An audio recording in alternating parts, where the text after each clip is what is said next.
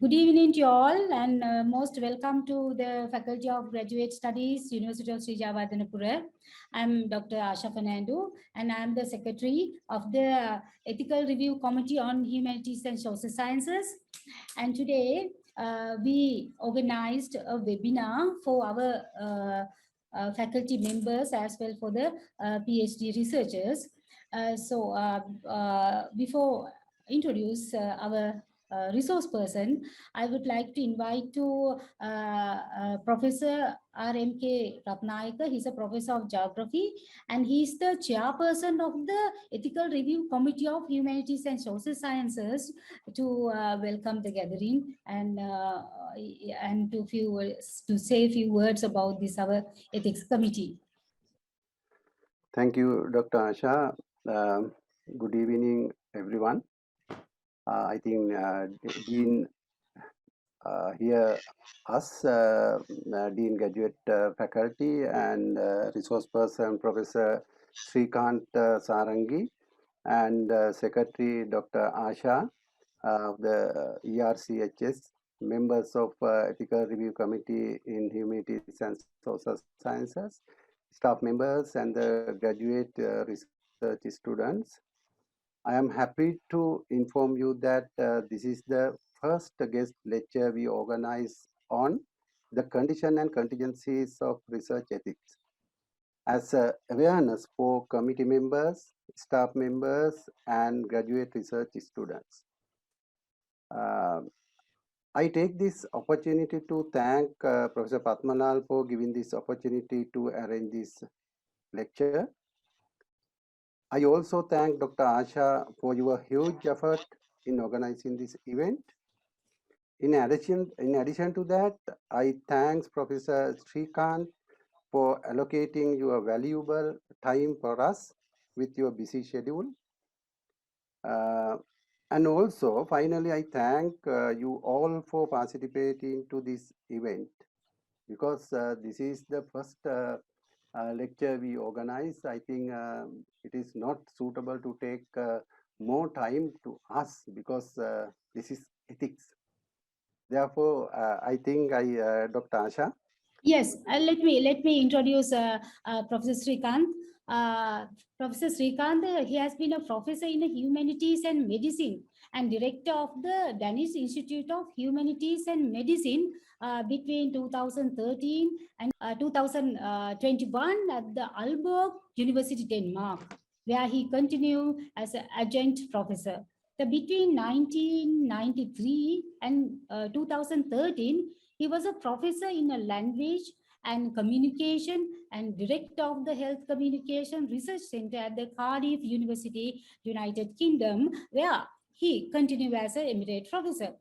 And he also a visiting chair at the Polytechnic University, Hong Kong. In recent years, he has been adjunct professor at the Norwegian University of Science and Technology, Norway. In addition to that, he used to work as a visiting professor at the University of Jayewardenepura. This is something difficult to pronounce. It's in Finland, as well the visiting professor at the College of Medicine, Qatar University, Doha, and a visiting professor under the academic icon scheme at the University of Malaya, Malaysia, and the visiting research professor, Center for Humanities and Medicine in the University of Hong Kong. In the year of 2012, he was awarded the title of Fellow by the Academy of the Social Science, United Kingdom. In the year of 2015, he was elected as a foreign member of the Finnish Society of Science and Letters.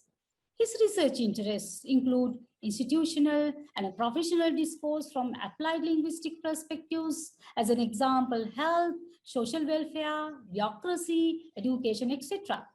The communication, genetic counseling, HIV, telemedicine, the primary care, as well the palliative care, the communication ethics, the teaching and assessment of consulting and communication skills, the language and identity in public life, intercultural pragmatics. He has held several project grants to study the various aspects of health communication.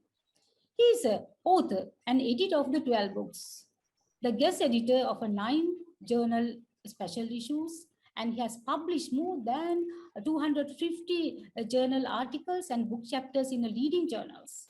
In addition to that, he has presented more than 1,200 papers, including a plenary, a keynote, masterclass, and the workshops at the international conference and the other forums.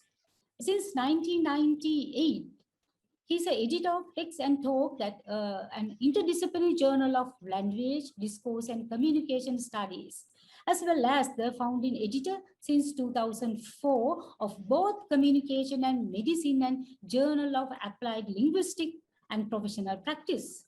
He's also general editor of the book series Studies in Communication in an Organization and Profession.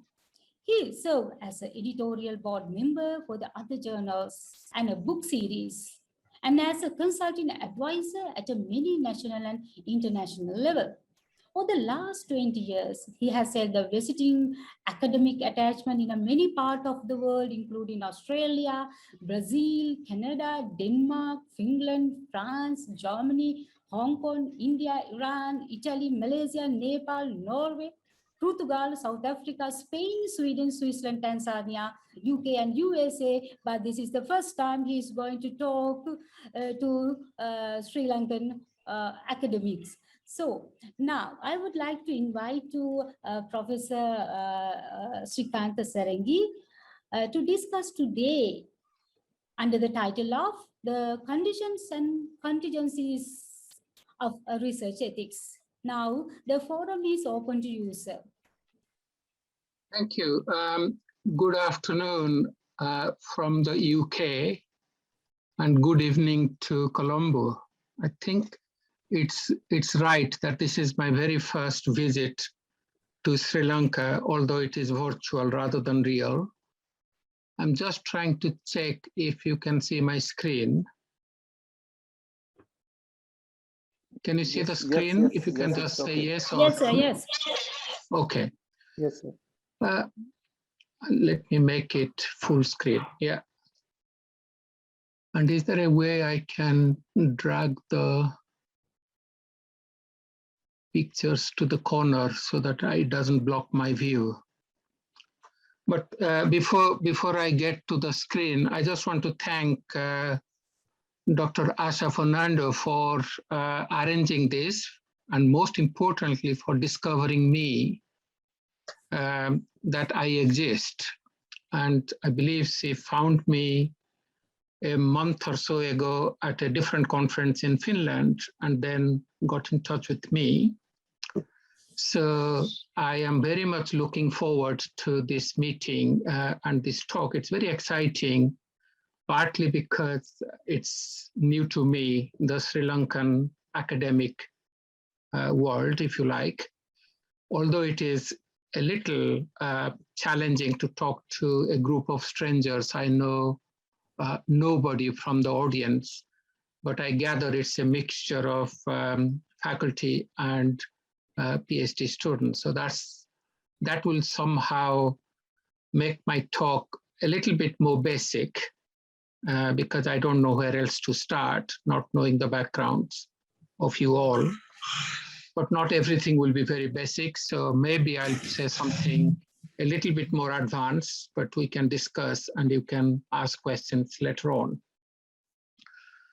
Also, before I give the talk, I would like to congratulate you, the faculty and the university for setting up this review committee, the ethics review committee. It's absolutely crucial that our research is according to ethical principles and so on. So it's very important also in the humanities and social sciences, not just medicine and engineering, that we need to abide and comply with ethical procedures. In terms of my talk, I think we have already taken off 10, 12, 15 minutes through introduction and this welcoming. So let me know when I should stop, because I probably have far more slides than I can go through. So let me know, give me a signal when enough is enough and we can stop there. But I can see that I have tried to structure my talk into 3 parts. So if we have time after the first part, we'll go into the second and the third, or we simply stop there. And that's perfectly fine, because it would be very important to have some discussions, questions and answers that people might have. So with that, I get to the talk, and you can see the title, The Conditions and Contingencies of Research Ethics. So there are three things we need to talk about. Of course, research ethics. And research ethics, and as you already know, in your own university and the faculty, the ethics review committee is basically going to deal with ethics, research ethics. All professional groups are bound by codes of practice or codes of conduct, also referred to as ethical guidelines. And the same applies to researchers, because we are also professionals, professional practitioners in humanities and social sciences, like any other discipline. And the challenge is how we should go about doing our research. That's what research ethics is really about. What are the principles that should guide our research adventures, journey, the research process? So research ethics, very, very basic terms, is how to do research and what to be researched. As I said, the two other words in my title, the one, conditions, and that conditions really refers to the principles, the fundamental principles surrounding research ethics. What are the principles? And as we'll discuss that there are many principles, and ethics is very much a principle-based discipline, we'll very quickly realize that the principles don't straightforwardly apply to all situations, to all people, and to all research environments. And that will bring me to the second word in the title, contingencies. Contingencies mean that we need to acknowledge the fact that there are practical judgments to be made to accommodate the very unique and uncertain circumstances of individual researchers and their study. So what applies in pure science, in biomedicine, may not actually apply in philosophy or language or literature or political science. So every research setting is unique. There are lots of uncertainties around our research as we do it. So how are you going to make judgments, practical judgments? And that's what I mean by contingencies. So the conditions are there, the principles are there. How do we apply them? How do we operationalize so that we can be on the right side of ethics, not fall on the wrong track? So it is not just about talking the talk, or what people would call walking the talk. In other words, how do we walk with these principles? How do we make sense of these principles and apply them to our own research? So that's what we would like to talk about. In a very simple sense, we can think of ethics in terms of two axes. And these axes I see as continua rather than either or, black and white.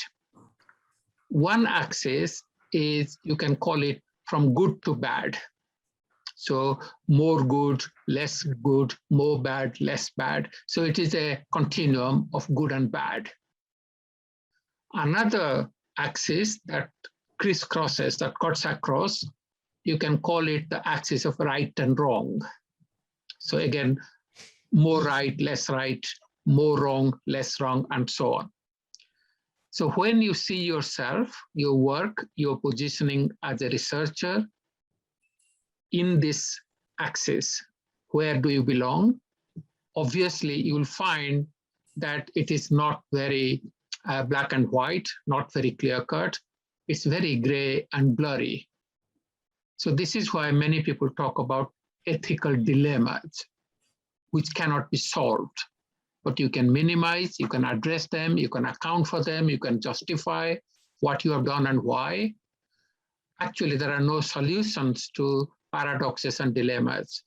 So when we get into research ethics or any ethics, we are bound to face with dilemmas and tensions, and we need to somehow navigate, somehow work through them and find some kind of approximation, some kind of solution, but it's never going to be an easy solution that would work for all times to come. So imagine when I say good and bad and right and wrong, think very quickly, something may be good, but wrong. Say, for instance, mandatory vaccination during COVID-19 in the UK and in many other countries, I guess, there are vaccine hesitancies or people who do not want the vaccine. There are even anti-vax campaigns. So people are calling for the healthcare professionals and people who work in nursing care homes, elderly homes, must be vaccinated because they can be a risk to the patients and to the public. So there is a discussion going on about mandatory vaccination for health and social care professionals. So that is good if you look at it in the good-bad axis, but it is wrong because it encroaches on human liberty, on human rights. So everybody has a right either to be vaccinated or not, whether you are a doctor, nurse, or just a university researcher or lecturer.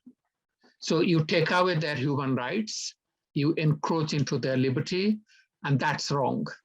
So you can imagine a very simple thing as mandatory vaccination can be good but wrong. Likewise, lockdowns may be right, but it is bad. It is bad economically, it is bad for mental well-being, but it is right because we can contain the virus. So these scenarios, and you will find such scenarios in your own research in anybody's life, even not research, just even in family life and everyday life. Nothing is clearly good and bad or right or wrong, but some kind of a configuration, some kind of a mixture. It's a little bit of this and a little bit of that. So what that means is we have to make judgment calls. You have to make a decision at a contingent level for that particular practical moment. And that's why ethical dilemmas have to be solved momentarily, justified, and maybe you can reflect on it and say, perhaps it was not the right decision after all, but I have learned from it. So that little visual shows that something right could still be seen as unethical, and something wrong can be justified and argued, deliberated to be ethical. So that's what makes it very much dilemmas, tensions, and gray areas, very slippery slope. Ethics is often called the formal study of morality. So basically, we have to be morally accountable, both as human beings and therefore as researchers dealing with human beings. So when our research involves human beings, whether it is students, politicians, journalists, or whoever, then we need to be committed to a kind of morality. And it is that which is what is often called the formal study, and that's the discipline of ethics. And then you can see ethics has huge taxonomies, goes back to before Christ, and from Aristotle to Immanuel Kant to Bentham and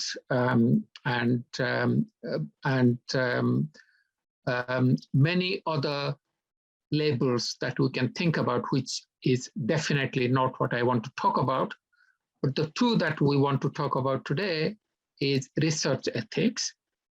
But before we got to use the term research ethics, it actually was what was called biomedical ethics. So in other words, ethics originated from biomedical research, from clinical trials about vaccines or about healthcare. And that provided the basis, the platform, the ground for what we now call research ethics in all disciplines, including humanities and social sciences. So this is what I'll be focusing on, research ethics and biomedical ethics. There are many different terms and terminology that you might come across, and this would be part of what ethics review committees have to grapple with. So research ethics is also called regulatory ethics, because it is almost like the big brother, it's policing how we are doing research. And therefore, if you do something wrong, you should be punished. If you do something good, you should be rewarded. So it's just like any regulations. It's also called procedural ethics. That means it's a mixture or a list of procedures that we need to follow, procedures or principles, if you like. It's also called research governance, how research needs to be governed.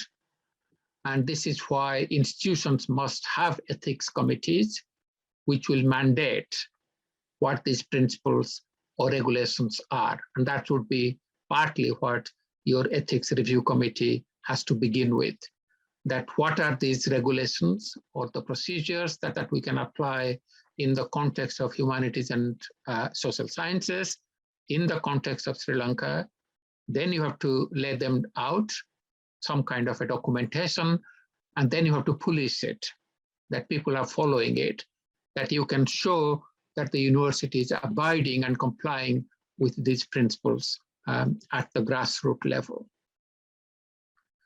Another term that often gets confused is called professional ethics or biomedical ethics, as I just mentioned. So biomedical ethics, and I'll say more about this in a minute, is both about biomedical research, but also about how doctors and nurses must do their clinical practice. So it is both about professional practice and research practice. So that's why it is called professional ethics, both for researchers and professionals. A third concept is called practical ethics, or ethics in practice, or applied ethics, or microethics, basically something which is not principles of ethics. So principles are one thing, but how we practice ethics, how we actually deal with ethics in our everyday life, in our everyday research, is ethics in practice or practical ethics. And interestingly, Aristotle called ethics a practical science. So it is hands-on. It's the things that we have to do as we collect data, as we analyze data, as we disseminate our research findings, as we publish. All aspects of the research process, the research journey, must have some ethical considerations. And that's why from publications such as plagiarism and so on, to how you collect data without consent of the participants, they all are part of what we might call regulations of ethics. So very, very briefly, we can say, in summary, ethical issues are about human rights, about our duty and obligation, respect, autonomy, accountability, integrity, trust. It almost sounds like a religion, just like we belong to a religion and we follow some of these principles, the foundational principles. Research ethics is almost like a religion, if you like. I think one of the things that makes it very disturbing in some way is that when we're trying to pursue knowledge through research, so research is about gathering and sharing knowledge, applying knowledge for the benefit of the world, for society.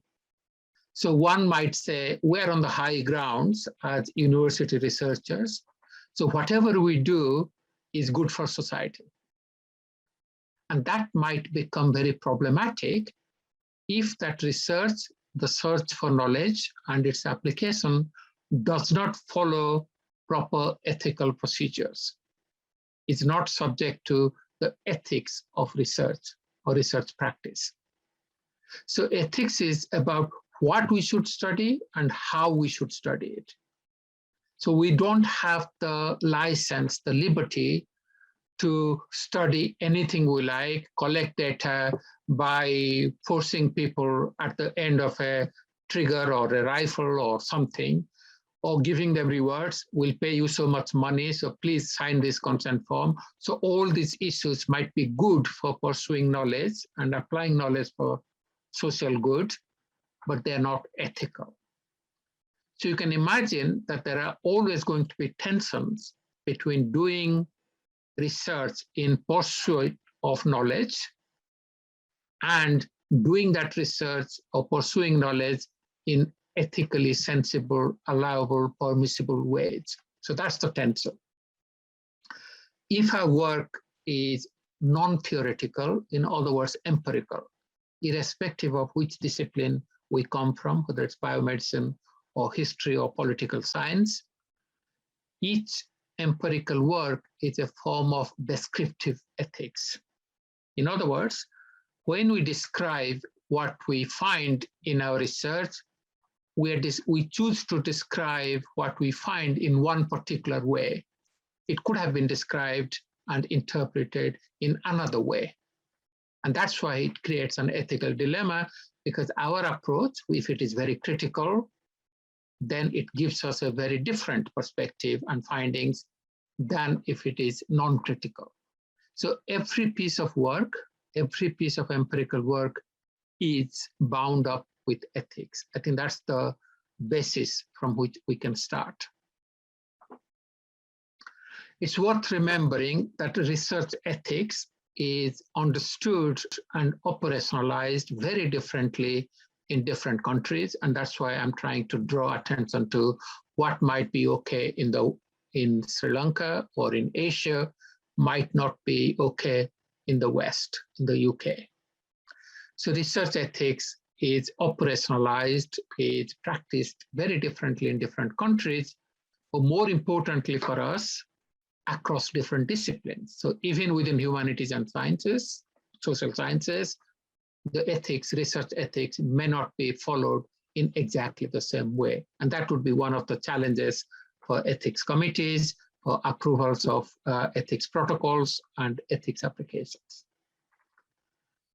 So there is a view that even within a discipline, and take for instance, political science or social sciences or history or anthropology, even within a discipline, there isn't a consensus about what is the ethics for that particular discipline. So people even have different opinions about what is okay within the same discipline.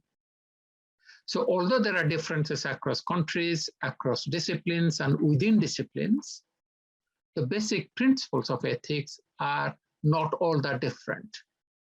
I'll talk a little bit more a little later about what the key to research ethics is: integrity. And I'll make a distinction between research integrity and the integrity of the researcher, the individual who is doing the research. It's about the autonomy of the participants. It's about informed consent. It's about minimizing the conflict of interest and so on. So the basic principles underlying research ethics are the same, even if we have very different realizations or operationalizations across disciplines or across countries. What we often find when we try to set up a research and want to, get up with our research agenda, somebody will give us what is often called an ethical checklist, almost like a recipe style book, that you should tick the boxes that you have done things rightly. But when you are ticking these boxes, you often realize that actually such a question doesn't apply to my research or to my own context. And that's what I meant by you probably have to make ethical judgments, practical judgments, and you have to remain always reflexive on a contingent basis. I think Aristotle had a notion of what he calls phronesis. It means we have to be very flexible, and we need to interpret our circumstances in the context of our own research. So we must have that capacity to make those decisions because the rules may not directly apply. And as I have said, and I keep repeating, there will always be gaps between what the principles will say, what the regulations will say, what the procedures will dictate, and what you might practice in real life research. So when you talk to people, there are many, many untold stories about their experience of ethics, or even confessions about being unethical. And these are the things that one needs to discuss and have this open forum. I would even say part of your ethics review committee is not just to police and to put the procedures and regulations in place, but to facilitate through some kind of a ethics cafe that people can come and talk, PhD students can discuss their problems and their challenges in practicing ethical guidelines in their own research. So try to create an environment where people can share their experience of how they're implementing ethical principles and regulations in their own research. Particularly in doctoral studies, as you probably would acknowledge, and it's very true even in the UK and many other parts of the world, when we try to encourage our PhD students to get on with the research, they think of the research as only scientific, not ethically important. So ethical issues are somehow suppressed or not talked about enough. And we don't even have enough training or exposure to ethical matters in the context of doctoral research. So in a given institutional setting, it is very likely, and it's almost common, that people engage in unethical research practice. But we have to accept that much of this unethical practice might be unintentional because they don't know, they have not been trained, they have not been exposed to the ethical principles and procedures, rather than they're doing it as acts of deliberate choice, that they're doing it consciously and intentionally. So one of the functions of an ethics review committee like yours must raise awareness about the principles of ethics, but as well as the limitations, and at the same time create the space, the affordance, the environment, so people can make informed decisions. Remember, I have already said there is no right or wrong, bad or good decisions. Any decision you make must be informed, like informed consent. Your decision must be informed by the principles and the limitations and your circumstances, and then you can move on with a research trajectory. I'll pause here to see if I make sense before I move to the next part. Is it making sense or?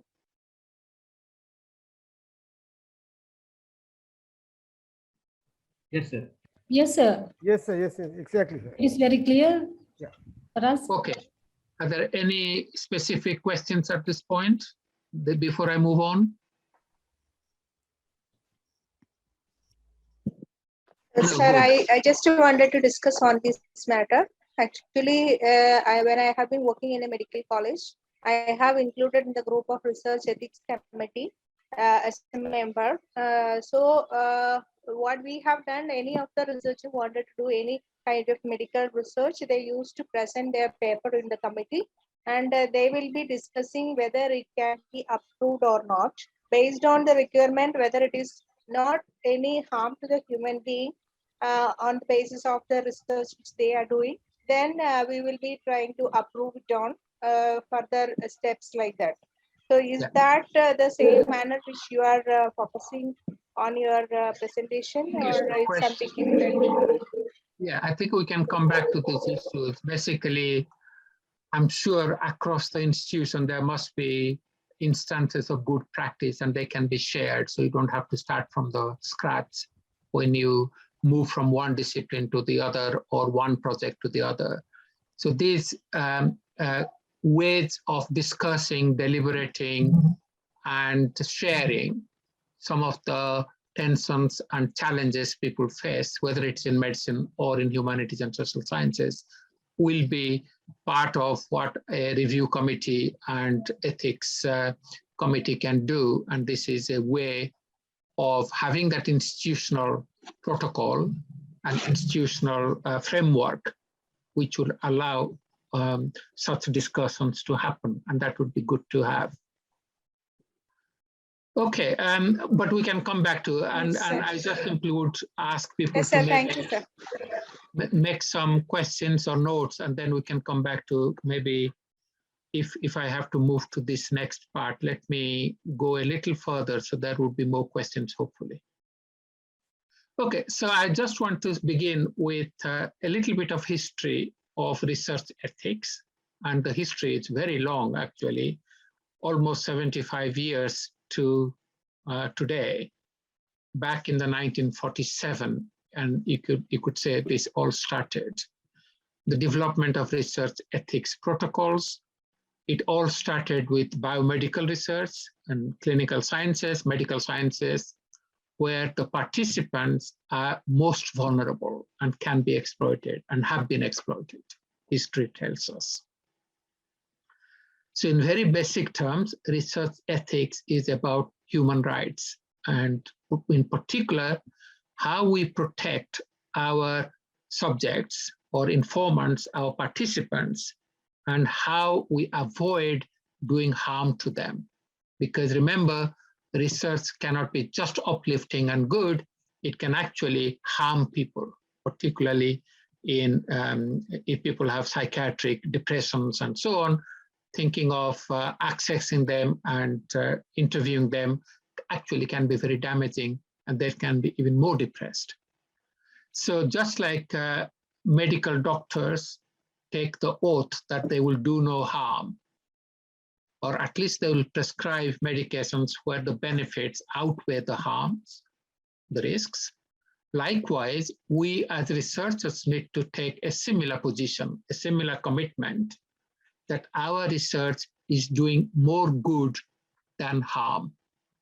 There are more benefits than risks in participating in our research. So that makes it very important, the notion of integrity, that the research has to have integrity, which is what actually the ethics committees and protocols usually test, usually go through.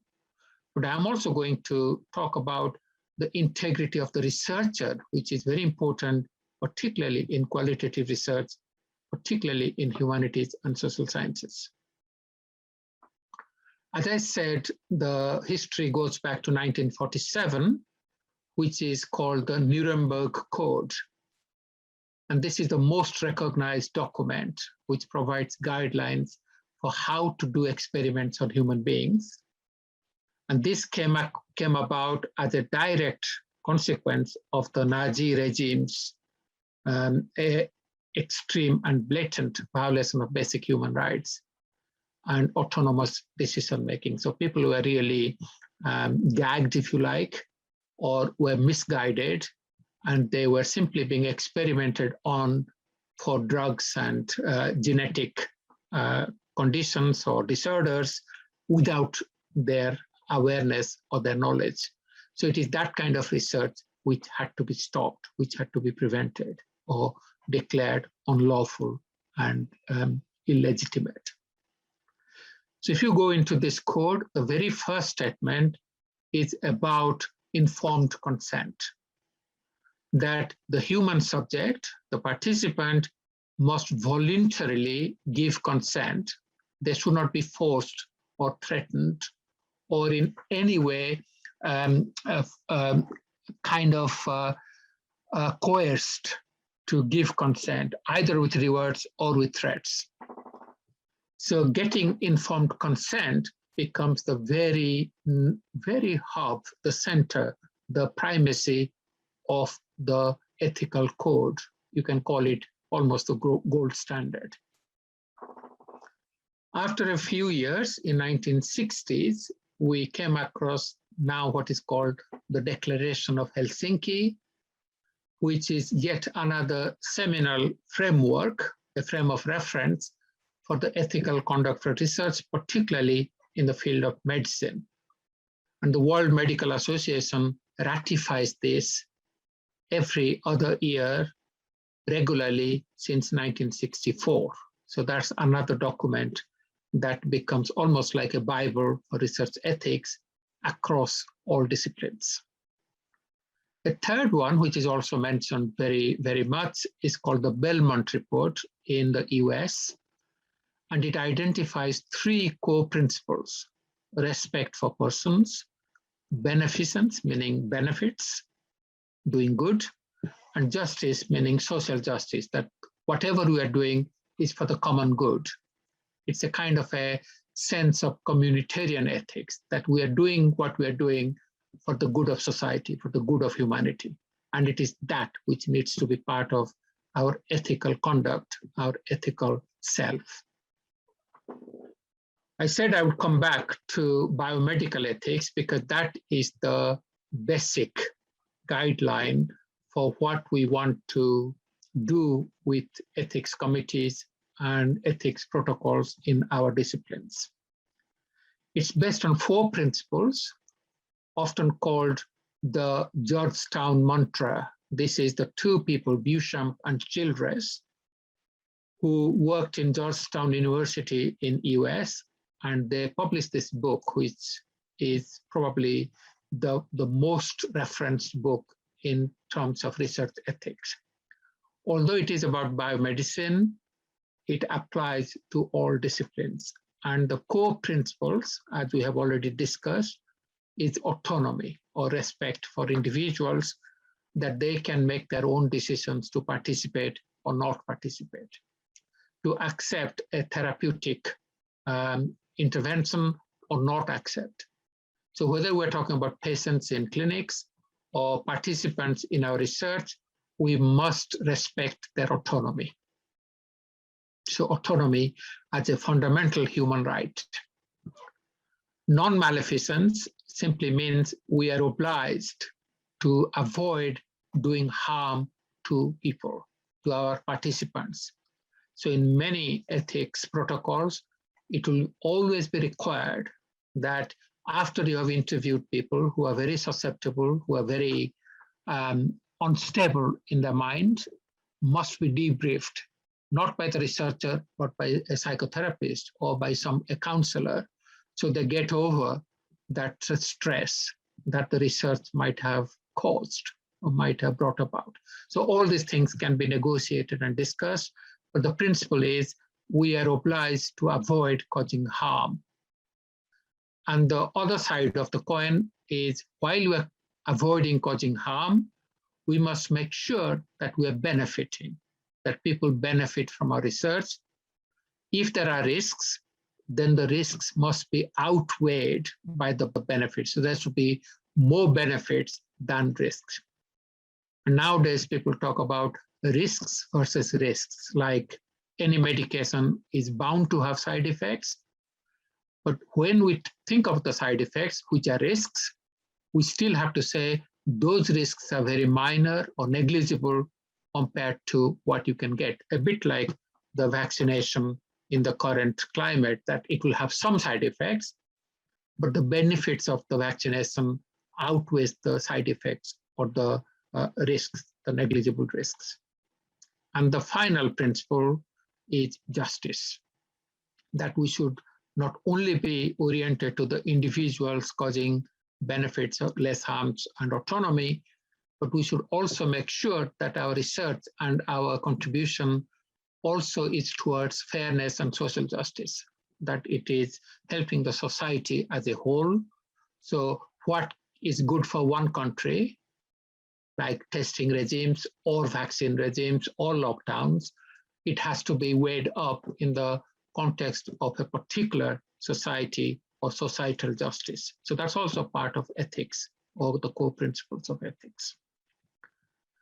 So what these principles mean is how we as ourselves, relate to others, our participants, the society, the people in the community. And that's what social justice is all about, that our research in some way is targeted and will benefit the society and the humanity.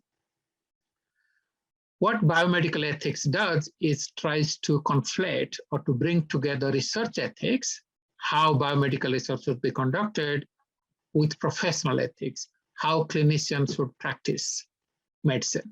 So you can see that biomedical ethics is both about professional practice and research practice.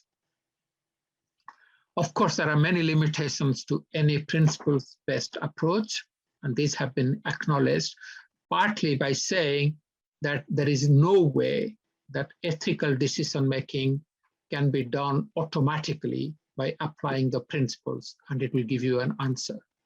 So unfortunately, there is no algorithm by which you can put your research context and you get an answer in return, and then you move on. So principles don't apply to practice. I think that's a paradox, if you like. One reason is that the right thing to do often depends on your individual circumstances, and these are always difficult to establish and ascertain.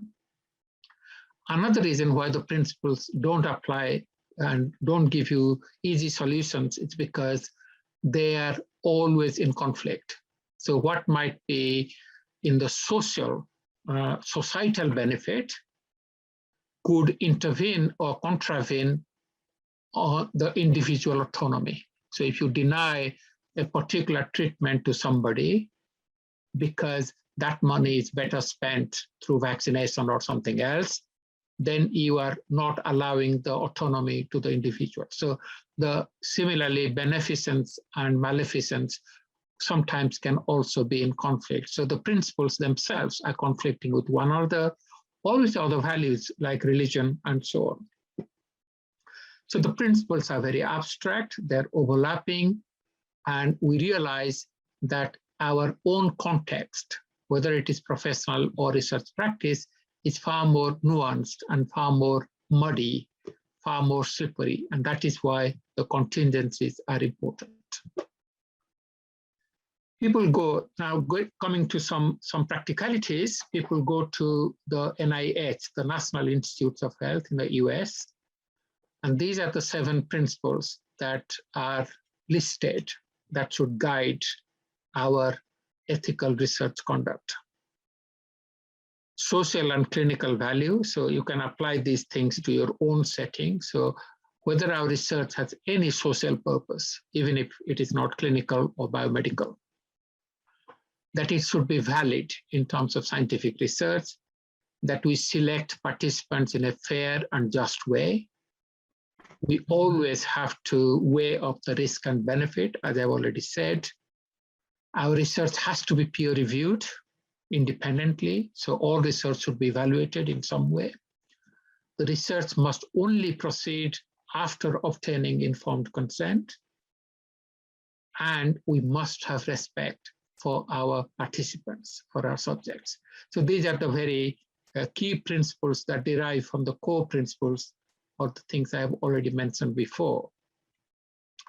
So in very, very practical ground level, if you like, the ethics committees then have to regulate or govern how the framework needs to be managed and how to approve applications for research projects, individuals or teams. So these are some of the things I have listed here, that they have to prepare information sheets that should be given to participants. So it should be written in a particular way. It should not be hiding anything. It should be very transparent, and this has to be assessed by the committee. How participants would be recruited, what are the criteria for exclusion and inclusion and why, and so on. How are you going to follow the informed consent procedure and allow people the right to withdraw? So even if people have given consent, it doesn't mean that they can't withdraw their consent. And what does that mean in practical terms? If you are doing a PhD, you have got the consent, And halfway through, people say, you can't use my data, so you have to start your PhD all over again. So there are very practical issues surrounding this participants' right to withdraw their consent. How are you going to protect people's identities? This is all about anonymity, that people will not be exposed who they are in your publications, in how you disseminate, how you store your data. So if the data file has names, then that is not ethical practice.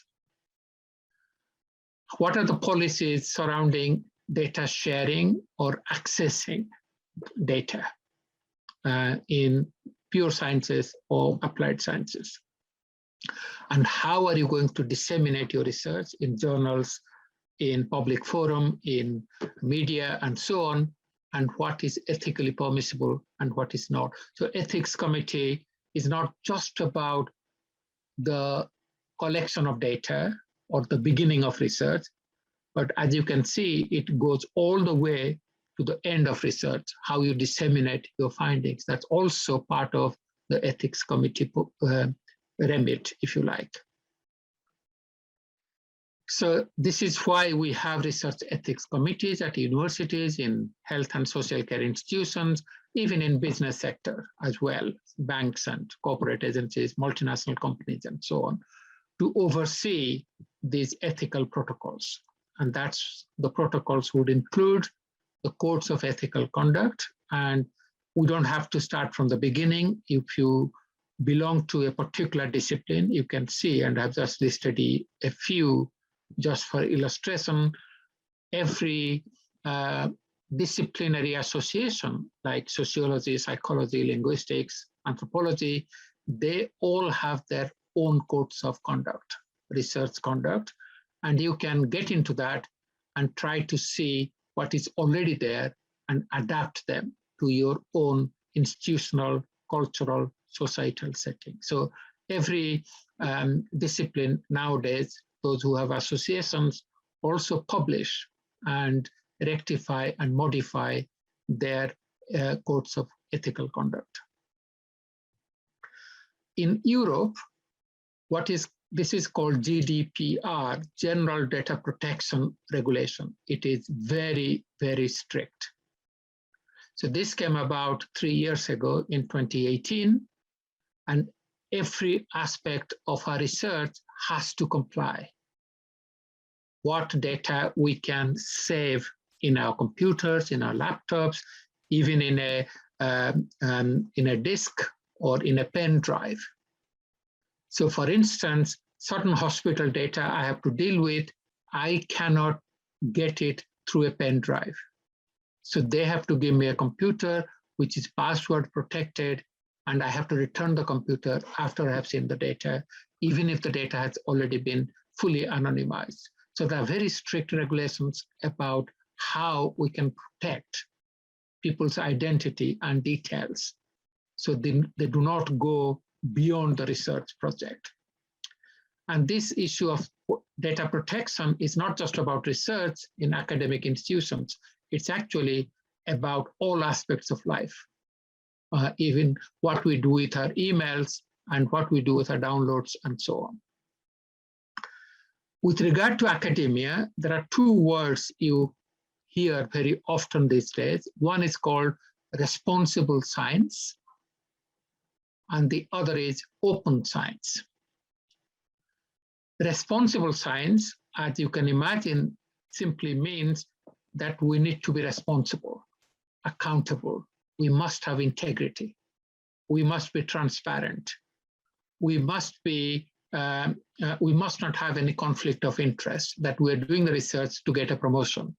We are publishing research so we can get the money from the funding body. So those kind of things are what people talk about as doing science, doing research responsibly. That's something we need to inculcate. It's like a mindset. It's not something just principles and codes of practice and tick box. It's something that we need to, almost like a value, a human value, like any religion, like any things that we value in our life. Our research must be valued as responsible. We need to be committed, responsibly. The second word is often called open science, that our commitment to sharing knowledge. And that's why we come across open access to journals and publishing articles which people don't have to pay to download and read and be informed. So that's the open science, where science must be practiced for the benefit of everybody, whether they came from Bangladesh or from Canada or US. Everybody should have access to the knowledge that is generated through science, through research. I said I'll come back to this notion of research integrity and researcher integrity. And I would like to just spend a couple of minutes clarifying that, and maybe then time is up, so I probably won't go through the other slides today, but we can decide that depending on questions and discussions. What I mean by research integrity is about the research environment at the institutional level. So like the ethics review committee in your university at the faculty. So what the review committee, ethics review committee will do, will review the protocols, will deal with any breaches, anybody who is violating the protocols. They should provide not just training and awareness and mentoring and supervision, but also make available resources so that people can collaborate. What are the restrictions about research collaboration, how to disseminate, and those kind of things. So research integrity is about what the institution can put in place to create a good environment for research. It's like a research climate, an ethically friendly research climate. And that, if that is available, if that can be offered to people, as hopefully you will do with your new ethics review committee, then it kind of provides the people to be aware of research integrity, that every research must be done with integrity. When research is very interventionist and has immediate social impact, like clinical trials for vaccine development, for instance, at this very moment, research integrity is absolutely crucial. So the protocol for recruitment of participants, the inclusion, exclusion criteria, etc., must be disclosed. You must be transparent. How many people did you recruit to this vaccine trial? You must have heard about many issues surrounding some of the side effects of AstraZeneca vaccine. And that could be because of the way the sampling was done, which kind of people from which ethnic backgrounds, which age groups were recruited during the clinical trial.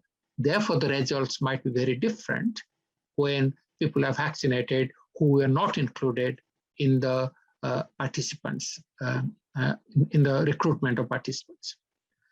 So one of the things why we have to be transparent about our recruitment strategy is without such transparency and disclosure, our research findings will lose its credibility.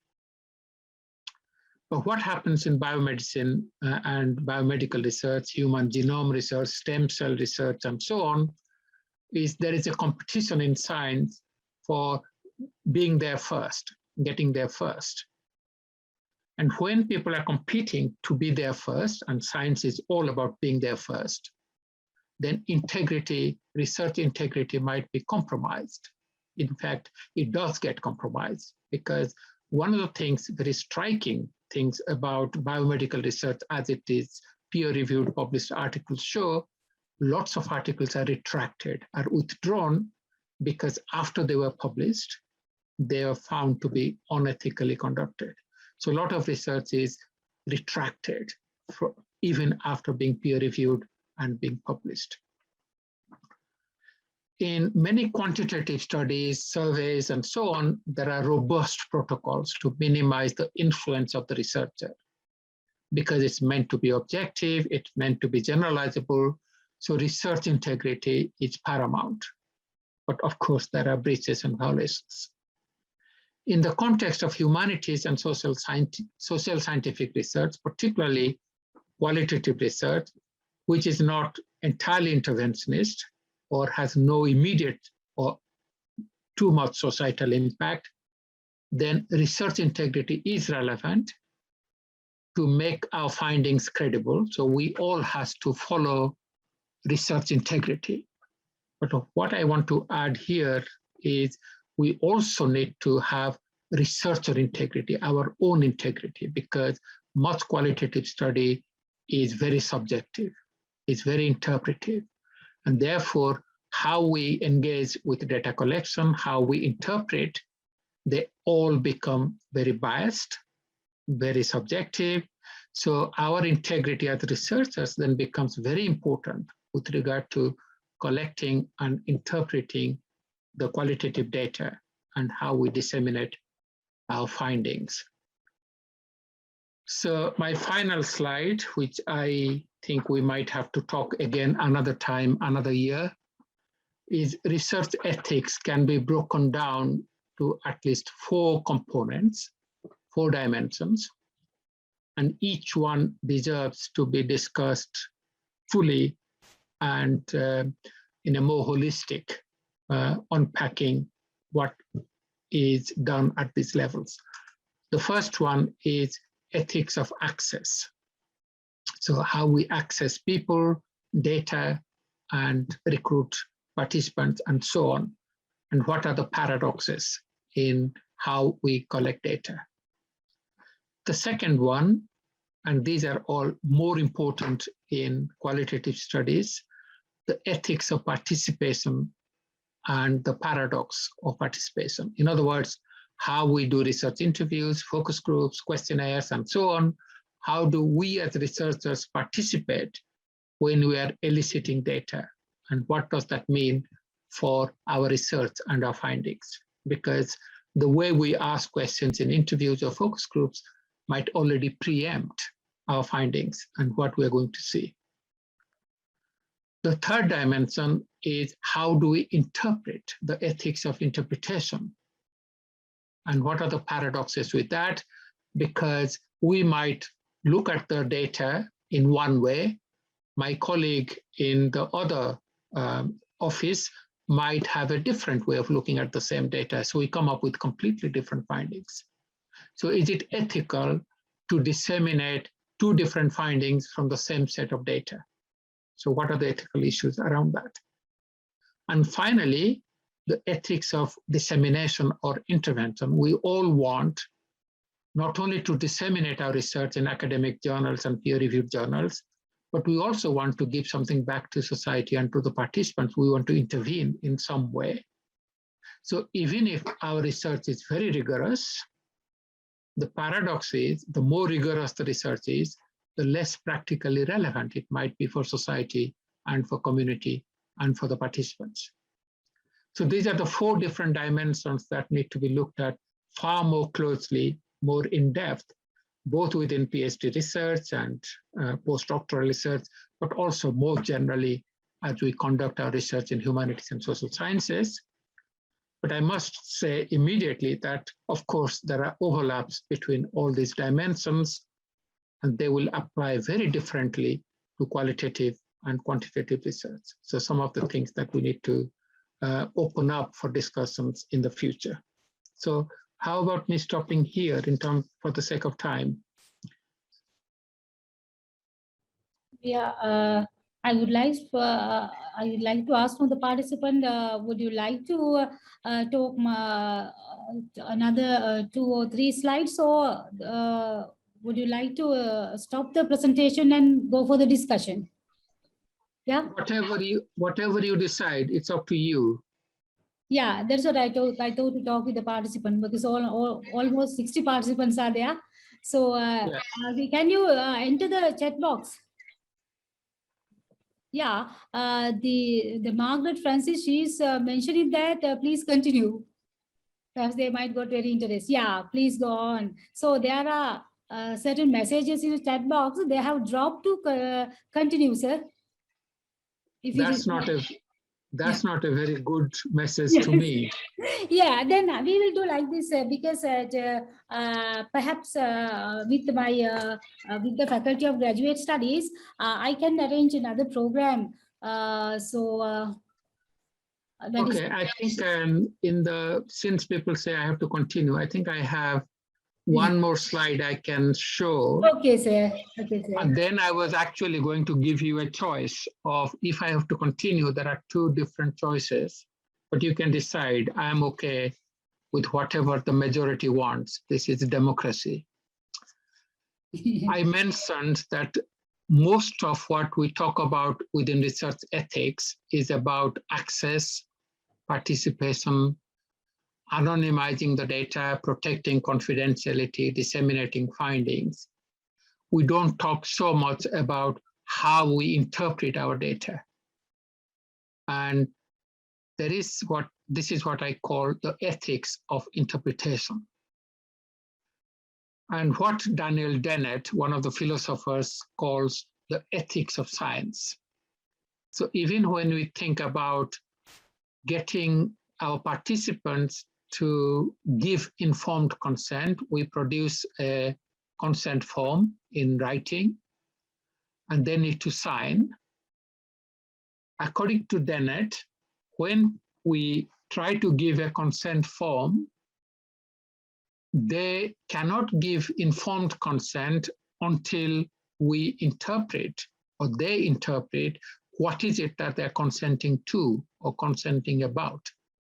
So in other words, interpretation is involved even within the recruiting of participants, getting the consent form, and therefore we need to think about how we take an interpretive stance with relation to your data. And this is particularly true in the context of qualitative research. As I have said already, our subjectivity and bias is unavoidable, it's inevitable. So we might interpret the data differently depending on what we want of the data, how we have been trained, what is our analytical framework, our theoretical framework.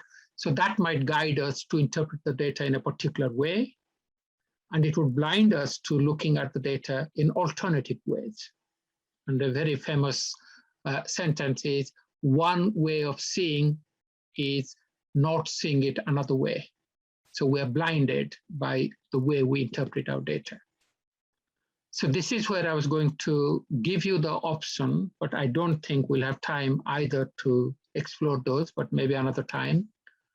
How much people would like to know more from here about qualitative research and what does it mean in terms of research ethics, or to get to one of the dimensions, particularly the ethics of access, which is the start, the first barrier that we have to cross in getting our data.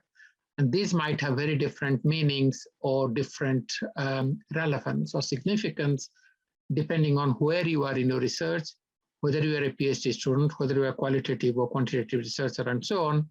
So maybe at this point, it might be hard to discuss things more generally. It might be more practical and more useful to talk about particular groups, whether it's qualitative researchers, whether it is particular stages of research, and so on, and then try to take the discussions forward. But I'm happy whatever you decide, because it might be getting to your bedtime. I am okay, I just had my lunch.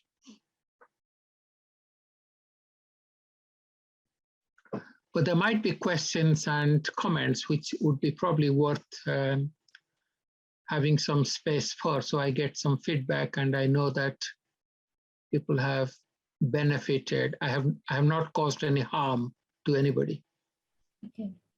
Okay then.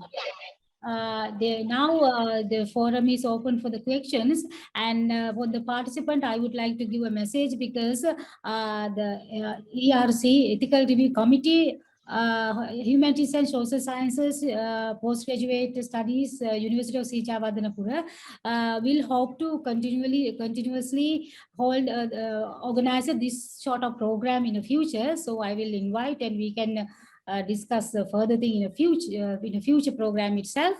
And now the forum is open for you to comments and if you have any questions too, you can put on to the Professor Srikant as well. You can drop your questions to the chat box, so I will read for him. Yeah, and there is one Mamita, and she mentioned that she has a question. So you can put your questions to Professor directly. Yes. Yes, hello, sir. Yes. Very much. Yes, actually, I'm a PhD scholar. I'm doing qualitative research and through focus group discussion, case studies, and other questionnaires, I'm doing my research. It is about mental health. And actually, when we are doing this research, is there any specific format is required for focus group discussion while presenting the data into a qualitative analysis aspects? Yes, I mean, there is a lot of research. There are two things. One is, of course, you have very classic books about how to do focus groups and so on. That is about procedure and principles. But there is a lot of research which can begin to unpack. Say, for instance, people have very important views that when you do questionnaires, you are less imposing. When you do a research interview, you might be more imposing because you are there face to face, you are physically interacting and so on. When you do a focus group, again, you are less imposing because you allow people, you are only facilitating rather than cross-examining or interrogating or interviewing. So there are many things that happens in a focus group interaction that might not be the same as a one-to-one research interview. Likewise, when we get to any scenario where people are more vulnerable, such as people who are mentally ill or do not have the mental capacity to participate and socialize, then the forum discussions, focus groups, interviews can be pretty challenging and demanding. So they might feel they are withdrawing, they are not saying what they want to say, because it's a group and there is a peer pressure. So there are all kinds of constraints and variables. But that doesn't mean that we should get away from these things. It's a question of how can we account for all those intervening variables that are part of the focus group data that you could not control, that you cannot do anything about, as part of your interpretation and analysis and your findings, because there are certain things that you might have, what people might say, putting words in others' mouths. So for instance, in a focus group or interview, sometimes we say, oh, you mean it is problematic, you mean it is not doable. But that's what they didn't say, it's what we think they said. So it's very, very easy for us to put our words in participants' mouths. And then we say, when we quote them and write up our research, that our participants said, but actually it was not the participants who said it, it was the participants who said it because the researcher put it in their mouth. So there are many, many intriguing, sensitive things that we need to be sensitive to as researchers in the qualitative traditions. And we are not, because we are so much, rushing with time. We have a paper to write and publish. We have another project waiting. So we don't have the time that we need to be sensitive, to acclimatize to the data and to the participants. So there is a lot of cases of overinterpretation, underinterpretation of the data, overgeneralizations, and so on. How can we try to safeguard against those excesses? That how can we say that we have engaged with the data in the most integrated, informed way, rather than being biased and subjective or grinding our eggs and so on. So there are lots of things here that can be discussed, particularly with focus groups, comparing them with interviews and so on. And one classic example I can give you, when you have got data from focus groups or interviews, it is your choice whether you want to analyze the data as interaction, because it is a form of social interaction, group interaction, and so on. And many people look at this data as interaction. So the researcher is like a focus group participant or like a participant in the research interview. But we may not be interested in that. Instead, what we are really interested in at the focus groups and the interviews is the accounts people give. What are they saying, not how are they interacting? So already we have completely two different ways of engaging with our qualitative data, whether it's interviews or focus groups. And therefore, our interpretive framework already can make a difference to what we find. And we need to be responsible and accountable and transparent about that. Yeah, I think the core of my discussion today is you should not be asking a question, is it black or white? And there is no answer to what is ethical and what is unethical. But how you go about a particular uncertainty, in this case, we don't know all the consequences of a particular vaccine because the trial is still ongoing, let's say, or particular age groups are now included and so on. So now it comes to transparency and some kind of a accountability that when you're recruiting people for vaccination or getting their consent, how much you tell them what you don't know yet. And then they still can make the decision in knowing that not everything is clear-cut, that you can't give any reassurance, that there might be some side effects that nobody knows what that could be. So one thing is here about how much you know, but you're not disclosing.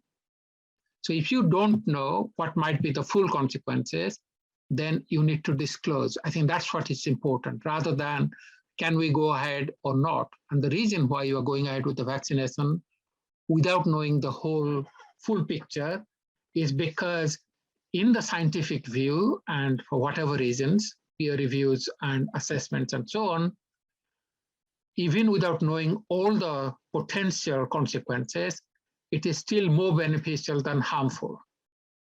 Once you can prove that, that in itself gives you the green signal to go ahead with vaccination, even though in the future, after some time, there might be consequences that you are not aware of at the time.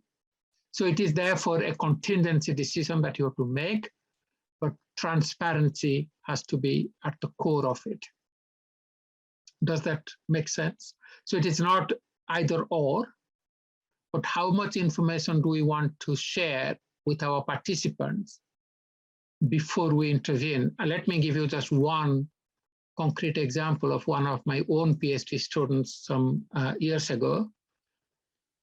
If you are going to do a research about, let's say, diabetes and people's sexual activities, if you mention the topic in the consent form that I am interested in this topic, actually it may be ethically right, but it might actually not be a good strategy to recruit participants because they might not talk about it, or they might just want to talk about it because that's your topic.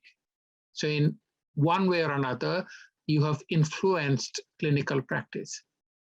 So by mentioning the topic of sexual activities when you are diabetic, is the informed consent form and the information sheet might ask you, you have to do this. The topic of your PhD must be there.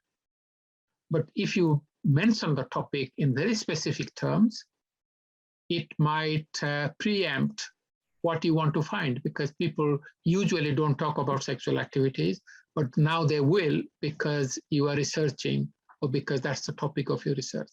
So there is no win-win situation in these issues. So whatever decisions you make, you need to make in an informed way and disclose it and be transparent. That's what we mean by being ethical. Okay, so there is a one question in a chat box. Rosemary, she's from Philippines, and she's mentioning like this: I am working on a research on a student plagiarism in my university. Majority of prospective respondents belong to a tribe which gives a high regard for pride and honor. How will I collect reliable data? If the data themselves involve the response, attitudes, and reason for committing plagiarism, which would most likely be an effort to their pride and honor? I think there is probably a misconception here because, of course, how plagiarism is viewed and valued in different religious, cultural, ethnic contexts must be different, and that in itself is a topic of research. But what plagiarism really means is it doesn't say that you should not quote and give respect and honor to other people whose work you are citing, but you must acknowledge that the source of the quote or the citation is X, Y, Z. So plagiarism is about unacknowledged citations. And I don't think in the academic culture, irrespective of which culture you come from, must be valued. If you want to honor and respect people whose work you are citing, you can't give them respect and honor by not acknowledging who they are. So I think this is probably a misconception, and that needs to be clarified, that of course it doesn't stop you from quoting other people at length, page after page, but you need to acknowledge that you are quoting, you are citing. Yesterday, I had a case about, wearing my journal editor hat. I must say in 3 minutes, I have another Zoom meeting, so I may have to stop. Basically, it was a submission from X. And when I was going to make a decision after receiving the reviewer's comments, one reviewer said, I feel there is self-plagiarism by the author because the reviewer had seen the same text in another submission in 2019 for another journal. So I stopped the decision making. I wrote to the author saying, can you clarify whether this paper has self-plagiarized text? And if the paper has been published in another journal, can you send me a PDF so I can make sure that what you are now writing to my journal is sufficiently different? And that decision has to be made. And this author got back to me immediately and said, it is true that I had submitted previously, but it was reviewed probably by the same reviewer, but I did not revise it for the same journal. So now I have reworked the paper and submitting it to your journal. So it is not self-plagiarism. The reviewer is right in detecting the same text, but it is not published text already. So that's perfectly fine. I'm happy with that explanation. So I'll go ahead and make the decision and we can move on. Yes, Okay. Just one. Doctor. Hello. Yes. Hello. Hello. I have a question. Hello. Hello. I have Yes. a follow-up question to Hello. Doctor. Yes, I'm listening. Please go ahead. Okay. I have not much time. Okay, so Doctor, because in my study about student plagiarism, the students are actually they take pride in their honor and dignity as a tribe. Now, I'm going to ask them what are their reasons and reasons for committing plagiarism and their attitudes towards plagiarism. Now, their answers would most likely be like would go against their pride and honor, because they would give their reasons why they committed plagiarism, and that would be a slap on their face if they say admit that they committed plagiarism, and it would be also an insult to their pride and honor if they will admit that they really committed plagiarism, something like that. So how will I collect I think, I mean, this is not my area of research, so there are certain things that we need to discuss more with the experts. But what I want to say is even concepts such as honor, respect, and so on, they're very, very big concepts. People simply use them very cheaply and loosely. So when you engage with your participants about when they talk about honor and respect and so on, better get them to understand what is the literature about honor and respect and so on, because that might be very badly understood or misunderstood by these people, and they simply wave these words and go on doing what they want to do. So these are very serious issues that needs to be discussed, but I don't think I have time because I can see already that somebody is already waiting for me for the next meeting. So can we call this meeting to an end? I'm sorry to end this so abruptly because that's the time I had in my diary. So unfortunately, I can't continue. Okay, sir. Okay, sir. And thank you very much, sir, because for my quick invitation, you accepted. And then this is very valuable for us because very recently we have set up the Ethical Review Committee for the Social Science and Humanities. So we thought we need more knowledge on that. So I met you and you accepted, and this is very factual and valuable for us. And then I'm really sorry for the participant because we got more than 1.5 hours something. So anyway, if you want to contact the professor, please contact me. So I have information I will share. In addition to that, I will upload this record for a Faculty of Graduate Studies Ethical Review web page in very soon, and the PowerPoint also I will get from professor and I will share with you. And thank you very much for the professor as well. Thank you very much for the participants. Professor, so you have another meeting. So thank you so much. I'm sorry to not say proper goodbye, but thank you, and we'll stay in touch. Yes, sir. Yes, sir. Okay. Bye-bye. Thank you, sir. Bye. Thank you, sir. Thank you. Bye-bye. Bye.